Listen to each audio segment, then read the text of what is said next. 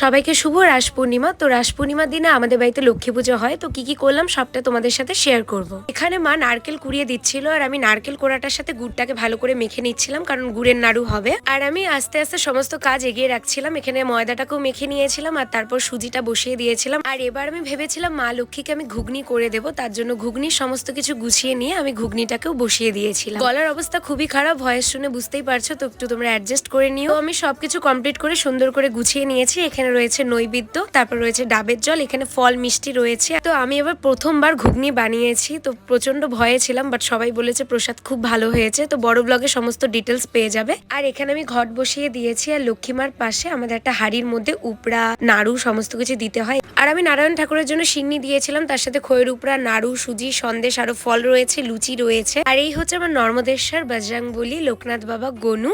চলো টাটা। ভিডিওটা ভালো লাগলে লাইক, কমেন্ট, শেয়ার আর সাবস্ক্রাইব করে দিও।